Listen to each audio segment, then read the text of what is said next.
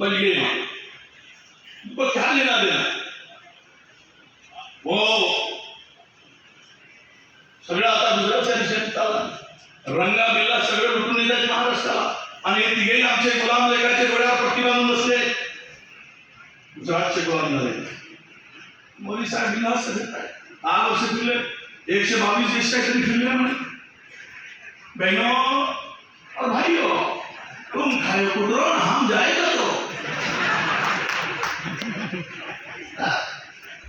ही परिस्थिती आम्ही ठेवली आणि या तिघांनीचा महाराष्ट्र साफ केला।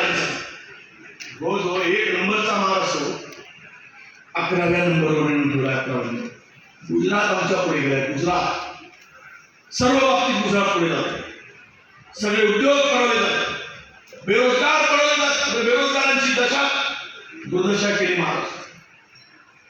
6-7% बेरोजगारीचा दर आहे, तो 16% गेलेला आहे। उद्योग धंदे संस्था सर्व त्या दिशेने चालले आणि हे टेंडरबाज खोकेबाज धोकेबाज हे सरकार महाराष्ट्राचा रोज स्वाभिमान घेण्याचं काम करतं। म्हणून तुम्हाला सगळ्यांना विनंती आहे, स्पर्धा खूप मोठी आहे, आम्हाला एकेकाची ताकद दिसली, जोरात आहे। आम्हाला वाटतं यावेळेस ही ताकद महाराष्ट्राच्या सत्तेमध्ये रूपांतरित झाली पाहिजे, हा विश्वास आम्हाला वाटतो।